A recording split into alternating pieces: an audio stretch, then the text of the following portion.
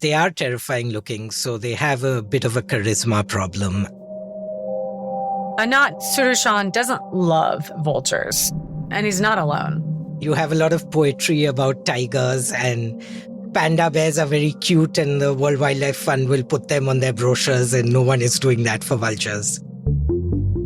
Back in the 90s, when Anat was growing up, he saw them almost every day. The school bus would cross a bridge and there were these telephone poles and vultures sitting alongside the electricity wires all the way down the bridge. Anat knew why they were there. There were these factories, leather tanning industries by the river, and so they would generate carcasses and the vultures would be waiting to eat that stuff. Vultures everywhere eat a lot of stuff that nobody else wants to. But Anat grew up in New Delhi, India, which had a special relationship to vultures. These birds are feeding on livestock, and the reason they're feeding on livestock is India has a very large cattle population. It wasn't always like that. But in 1970, the Indian government launched Operation Flood, which drastically expanded dairy farming throughout the country. You sort of had this expansion in cattle as Indians began to eat more ice cream and eat more milk products. And by the time Anat was on that school bus, India had actually become the world's largest milk producer. But most Indians don't eat beef. In other words, unlike cattle anywhere else in the world, when these animals stop producing milk, they're not turned into meat. Instead, sort of farmers will just let them go. Literally, in many parts of India, even cities, you'll see cows just roaming the streets until they die, which is where the vultures come in. The cows had the run of the place, and therefore the birds had the run of the place. They were as common as, say, the sparrow or pigeons, almost. But on that school bus, day after day, something was happening. You don't pay much attention to the birds, obviously, as a kid, but you sort of notice when they aren't around anymore. The vultures were disappearing? And you're sort of, I wonder what happened to the vultures. What happened to the vultures was a question that Anat would try to answer years later. And the answer has as much to do with ice cream, dogs, medicine, and a whole lot of other unexpected things. It's a little like the butterfly effect. The butterfly effect is the idea that a small action can lead to big, unexpected changes later on.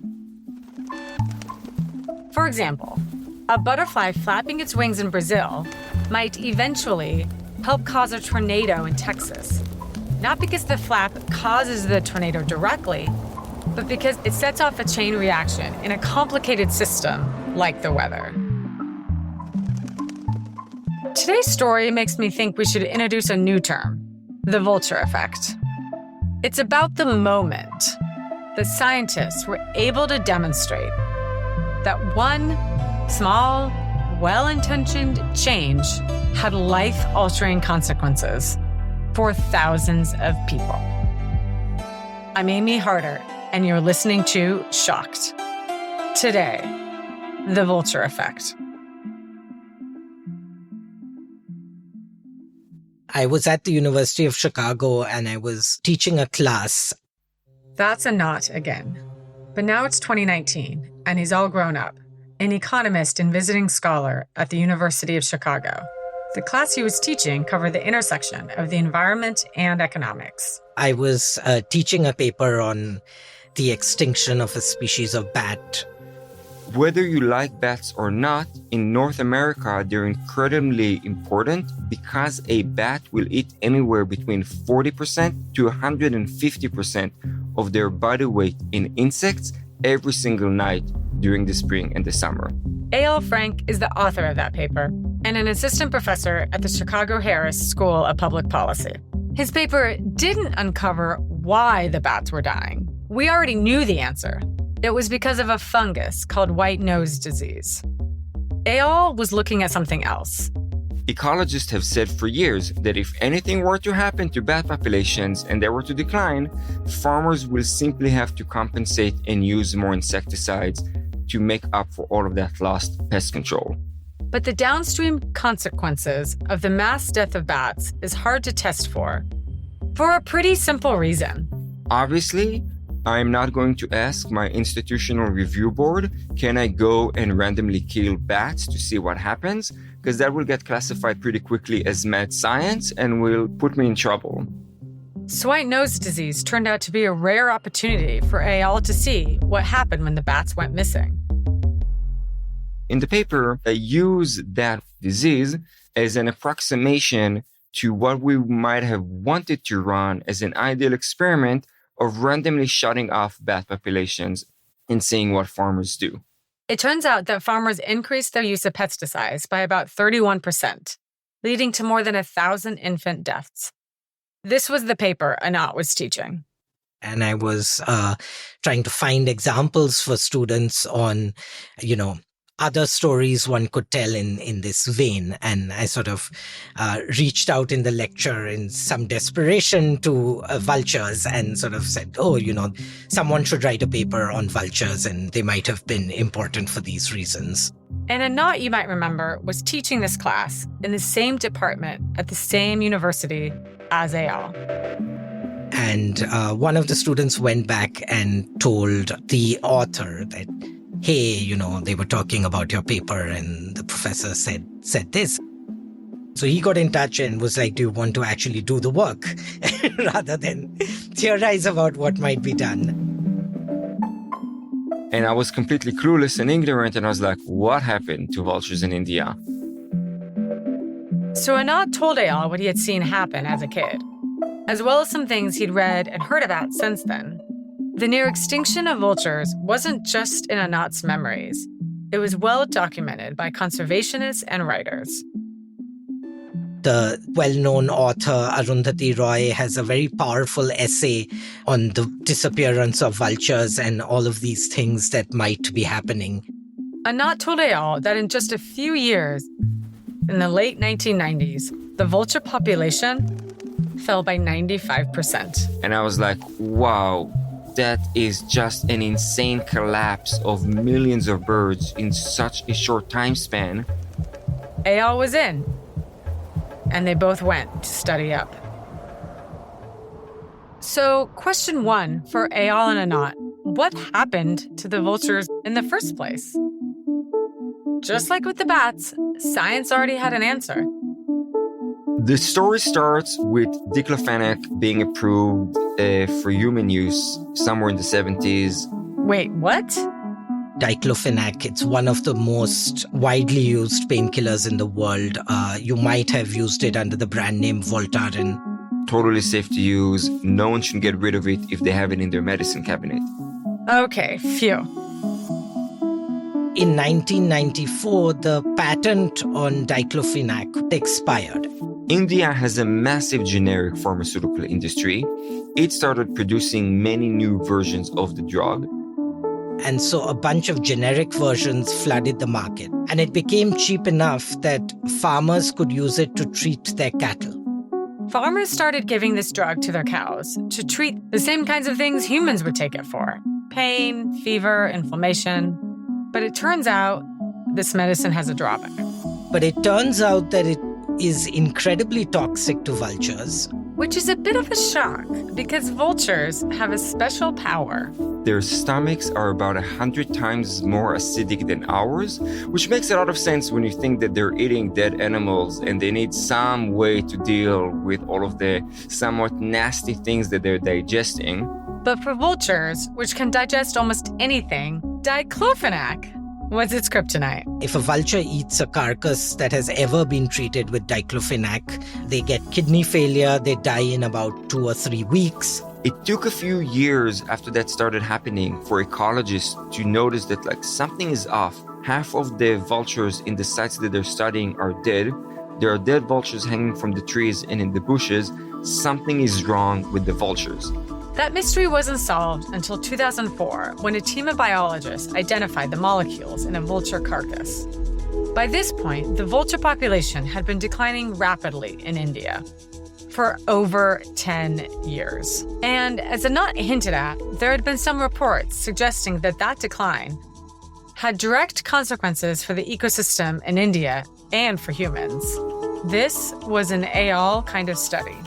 There are such clear anecdotal evidence about what happened in the aftermath. Anant, we have to write a paper about it.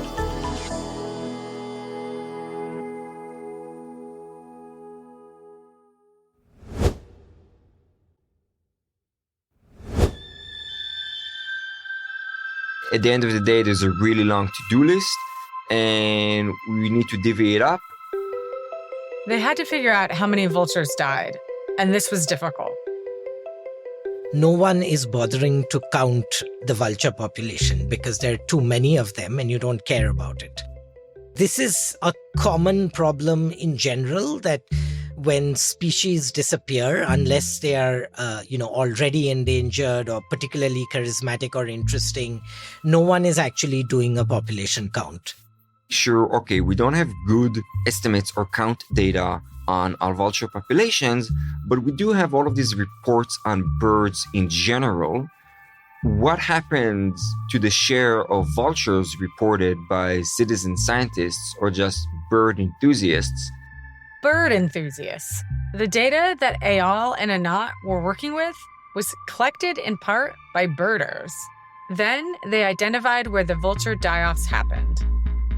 There's no point measuring an area where vultures didn't really live in the best of times. So they identified districts that had pronounced drops in vulture population.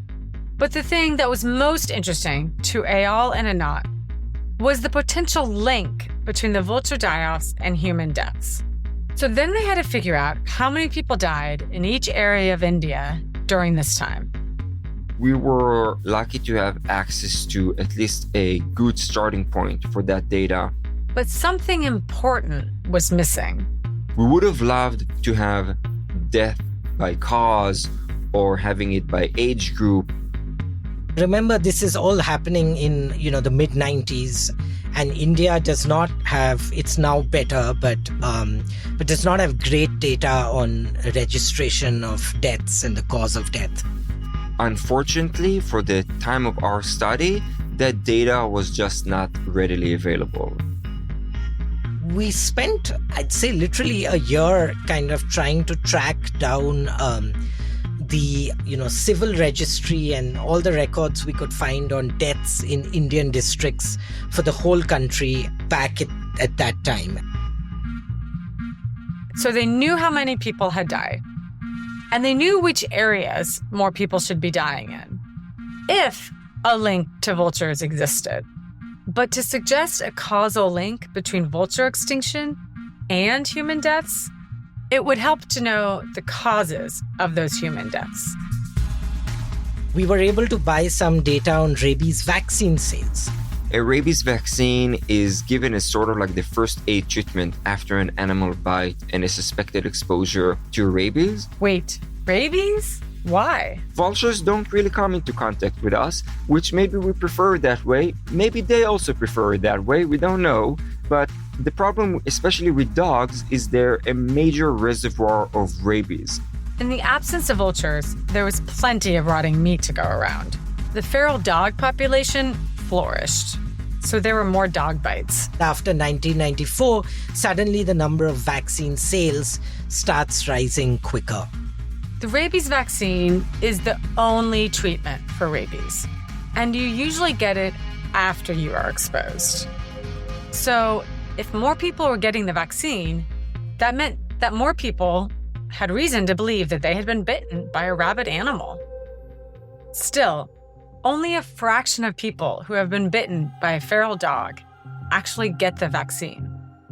Without treatment, rabies has a near 100% mortality rate in humans. So people in India were dying from rabies. That's why this information was so valuable. But it doesn't stop there. There's one more factor, and that's the water. wherever a cow dies, the easy options are to kind of dump them in a carcass dump and forget about it, or throw them into the water and forget about it. So Eyal and Anat started looking for data on water pollution from that time. After 1994, in places that had vultures, we see that there are relatively higher levels of water pollution there. That, plus the rabies problem, all led to a rise in deaths. We found about a 4% increase in human mortality. And so that works out to about 100,000 deaths a year in places where vultures disappeared. That's a very large number. I kind of, took screenshots of producing the analysis, and I'm like, Anat, this is the result. This is what we're getting right now. What do you think? Which tires do you want me to kick on? And we both remember the moment where we were able to produce what I think is now figure 3 in the paper. The reduction in price, the explosion in sales of diclofenac, the sharp change in observations of vultures, and the raw population-weighted all-cause mortality changing at around the same time. And that effect more or less saturated around the year 2000, which is also when we know vultures sort of hit rock bottom. These are not small effects, they are huge effects. The number we have is 4%, it dates back to that period, but you still have carcasses. These carcass dumps still exist. I think it's not too much of a jump to believe it's still having an impact. Eyal and Anat are economists. If they want to show the impact, they have to come up with another number, a dollar value for all of this. So they calculated that the loss of vultures cost India $69.4 billion a year. And they wanted to tell the world about what they found. They began submitting their work to journals. One of the first journals we submitted this paper to, they rejected it saying, okay, there are all these animals and sort of all these species and you picked one and okay, so what's sort of the more generalizable message? And we sort of started thinking about, okay, what's special about the vulture? What is special about the vulture? Why is its fate so intimately intertwined with our own? Rats and dogs kind of feed on carcasses, but they leave a lot of meat. Vultures are not the only thing eating rotting meat out there. They're just doing it better and faster than anyone else. A group of vultures can strip a cattle carcass completely clean to the bone in about 40 minutes. That's not what rats and dogs do. And remember what Eyal said he learned about vultures? Their stomachs are about 100 times more acidic than ours, which makes a lot of sense when you think that they're eating dead animals and they need some way to deal with all of the somewhat nasty things that they're digesting. When they're around, they're sort of spreading bleach all over the environment. Vultures digest all kinds of pathogens. They leave the place cleaner than they found it. They're your most well-behaved dinner guest. So there is no substitute. And that's when we sort of started thinking about it in terms of keystone species. Vultures are a keystone species, a member of an ecosystem that pulls more than its own weight. There are different keystone species for different ecosystems all over the world. Badgers are a keystone species. Wolves are a keystone species. I believe in some areas, bats can be a keystone species. Oh, right, the bats. Eyal's study that inspired this one. When we spoke, he was about to embark on yet another study of keystone species, the birds and the bees. Well, not that one. Marathon with a group of co-authors trying to study that in the context of the European Union banning neonicotinoids, which is a class of insecticides that has been flagged as highly harmful for bees and birds. And we want to see whether or not nature has healed after that ban. And Anat was thinking about the magnitude of the unexpected consequences of the vulture's disappearance that he'd noticed on that school bus in the 90s. He hadn't known people were dying because the vultures were gone, but he did see a chain reaction unfold.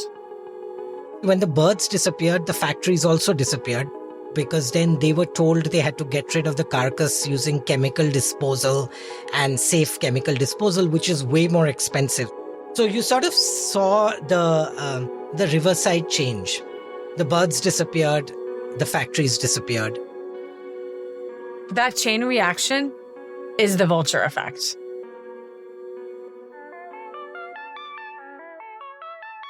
So we joked about it being an ugly bird, and it's definitely not an animal that makes people want to donate to a cause.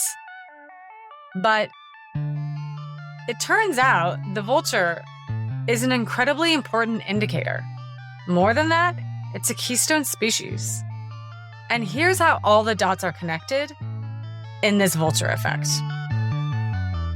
Humanity wanted more affordable ice cream. Well, dairy products in general, but let's pick on ice cream. In India, farmers wanted to keep their cows healthier for longer, to milk them for more of their milk. So they used a drug on them to ensure that they stayed healthier for longer. When the cows died, vultures went to feed on them, as they always had.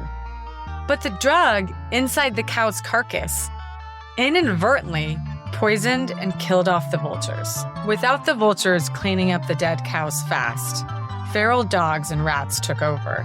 They didn't do as well, and the cows' bodies were polluting waterways. This made people sick enough to die. The feral dogs, meanwhile, spread rabies, and rabies killed more people in India. And that's why cheap dairy, cheap ice cream, equals more death in India. I had to get Michael's perspective on this. I know he's really into birds and surprising studies, so I figured he'd have a lot to say on this topic. Look, I think this was like first-rate social science. It was like true detective work. And I find this whole line of research really revolutionary. It's extra impressive because they did it by combing through data with a really compelling story that they had to go back in time to calculate. But why does it matter beyond that? Yeah, so I went and asked the Google AI. So you might not have known this. I certainly didn't know it. There's currently 8.7 million species of complex life on Earth, with a significant portion of them yet to be discovered, but somehow they still think it's 8.7 million. And then similarly, scientists estimate that around 100 to 10,000 species go extinct each year. Why this work, I think, is so important is that there are people, well-intentioned, smart people, who get very, very unsettled that we're losing species. And I think at the basis of that, it's unstated, is that like every species is equally valuable. And if these species are dying, then we must be heading towards some dystopian world, and we must stop, just stand in place. And that kind of leads to, some people call it a degrowth agenda, which is we just got to leave the planet alone. Killing species are absolutely critical. And that view has a lot of traction in a lot of circles. And on the other hand, you have a bunch of people who are like, wait a minute, people have legitimate aspirations for themselves, for their children. You have people living in poverty around the world. Like, degrowth is not really part of that program. And so you have these two poles. And what I find so powerful about this research is it gets past these two poles, which are not communicating with each other at all well. Takes this problem and makes it really, really concrete. Like, well, here's a really important species, and now we can quantify, like, what were the benefits that species was providing. And maybe that can provide a guide or a light to how much we should value that species and how much we should protect species more broadly. But what's that number based on, Michael? The 69.4 billion. The 69.4 billion comes from counting the number of people who they estimate died because of the introduction of this drug and the killing of the vultures, and then multiplying that by something called the value of statistical life. And that is an object that is controversial, but it's effectively how much we think people are willing to pay to reduce the probability that they face mortality risk by some small amount. This is the value of not dying, is $69 billion. And I want to underscore, it's a really, really big number. It's a really big number because it's $69 billion every single year. And so now we have a value of one species in at least one setting. And I presume that this medicine that ended up killing the vultures led to like less expensive milk and less expensive ice cream. And now we can have a discussion about trade-offs. What is $69 billion of deaths worth a little bit cheaper ice cream and a little bit cheaper milk? How does the milk and ice cream factor into this? So what's I think was a great scientific advance was this drug. And why is this drug so useful? It keeps cows healthy and alive. And if you have them living longer, they can produce more milk. And if they produce more milk, then the price of milk goes down and the price of other dairy products like ice cream, which I like, would go down. And that's great for human beings. And what they have helped underscore is that wasn't coming for free. It was coming through dying vultures and then through their knock-on effects through increased rates of mortality. And so they're making very plain that in the case of this one species, you got this trade-off between cheaper dairy products and more death. And, it sounds like an easy one, but what I appreciate is out of the 8.7 million species that exist in the world, they're shining a light on how we can make decisions about each of those species. Now, we're not going to do it for all 8.7 million, but for the ones that are important. And I guess those are often called keystone species. So I think if you polled the average American, if they would prefer cheaper ice cream over a whole host of other options, I'm afraid a lot of people would choose cheaper ice cream, even if it perhaps meant more death. That could be, but I'm not passing judgment on what the right trade-off is. But what I appreciate about it is, societies are going to make decisions and we might dislike them. But now with the studies like this, they can make those decisions based on facts, not on like a moralistic thing. Like every 8.7 million one of those species has got to be saved no matter what. Or let her rip. We got to grow at all costs. It doesn't matter what we're doing to the planet and the environment that support us. And so I'm much more comfortable recognizing that there are trade-offs that underlie all this. And I don't know the right answer. And the answer for you, Amy, might be very different than the answer for me. And I'm very confident that the answer for the United States or, the fancy neighborhood you live in Seattle is very different than for a poor neighborhood in Mumbai. So could you help me understand how economists think about something like putting a monetary value on a life? That seems kind of cold.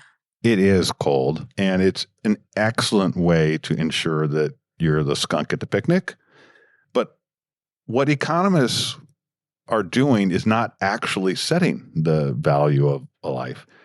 They're observing the actions that people take. And those actions are revealing how people themselves are trading off money for a change in the probability of death. And the worst thing you could have is your government valuing your life much less than you actually do, or much more than you actually do. I think they actually did that in the wake of 9/11. I think they did that. There was a movie about it. A movie about the VSL? No, that can't be. I'm going to have to look this up. Someone must have had the brilliance to can that idea before it ever got going. Yeah, it's called Worth. It's called Worth? Yeah. It's about the September 11th Victim Compensation Fund. Oh, okay. That's different. That's what happens when a non-economist talks about the value of lives. No, what that guy did, I know what that guy did. That guy came up with estimates how much the victims were going to earn in the remainder of their life. That's different than the value of statistical life. The value of statistical life tells you how much people are willing to pay to slightly alter the probability that they're going to face mortality risk. So, could I travel in a way where I had zero risk? 100% I could. I could insist that there be a special lane built for me for my car. It would be, covered with pillows, and that no matter what crash or anything, I would be safe, and my car would be built the same way. But I'm not willing to spend that much money on it because I want to spend money on other things. So there's an argument to be made that the deaths of vultures should be enough to make a change, but why do we have to put it in human costs? I don't think there's a right answer here. I can tell you my opinion. My opinion is that much of the world, we might not like this, but much of the world is really focused on improvements in human well-being. And that if you accept that premise, then you have a lens on things, which is species and nature are there not for their own sake, but to serve humans. And I don't want to pass judgment on whether that's the right view, but I think as you look around the world, that is how a lot of societies operate. And it is also true that makes a lot of people uncomfortable. Well, my cat definitely exists to serve me, but I can't speak for others. If you somehow were able to know if your cat was going to be happier living with your next door neighbor, what would you do? If that could be communicated to you? Well, I've actually thought about this. Would you rather learn how to speak to animals or learn every language in the world? And I definitely choose the latter because I don't want to know what my cat thinks. I think it would be a lot of annoying things about me.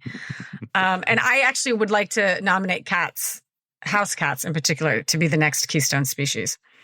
Please tell Eyal that that's my recommendation. But are you ready for him to find out that they might not be very valuable? I am. I think keeping cats inside is extremely valuable for the bird population. But, to bring it back to vultures, cats eat a lot of birds, which is why you need to keep them inside. Although I'm pretty sure a vulture would kill a cat. I think very quickly. So aside from appreciating vultures, which I think is important, even if they're not nearly as cute as house cats, does this study change your outlook on anything? It makes me very excited about what it is now possible to learn. As I was saying, there are these two camps out there, which I'm going to unfairly label them the growth at all costs and the degrowth camps. And I think they both make everyone feel guilty all the time because their views are expressed with such passion and such power. But I don't actually think they're very productive to producing societies that are best for human beings. And so now with this study and hopefully a whole slew of other ones that are coming like it, we can begin to make what I would call like rational decisions. We could compare the costs of the vultures or the costs of some other species to what their benefits are. And it makes me think that these guys are opening up a whole new literature, which is exciting academically, but also more importantly, could be exciting for managing the world in a more effective way that benefits humans. Well, that is well said. Thank you, Michael. And thank you for listening to Shocked. Shocked is part of the University of Chicago podcast network. It was produced by Jesse Baker and Eric Nuzum of Magnificent Noise. Our production staff includes Christine Driscoll, Amy Pedulla, Sophie Bridges, Jamie York, and Samantha Henig. Our sound designer is Kristen Mueller. A big thanks to my co-host, Michael Greenstone, a professor at the University of Chicago and director of the Institute for Climate and Sustainable Growth. He also serves as executive producer of Shocked, along with Sam Ori, the executive director of the Institute for Climate and Sustainable Growth. The Institute combines a 360-degree approach to education with frontier research having an impact in frontline communities globally. The Institute's efforts are driven by the need to balance climate risks with societal growth. To follow or support their work, see our show notes or visit climate.uchicago.edu. For more of my reporting, you can look for me on pretty much any social media. Search Amy Harder, or look for my byline at Axios. This is Shocked. I'm your host, Amy Harder. Thanks for listening. Next week, we're exploring another technological innovation to catch polluters that takes some inspiration from baseball.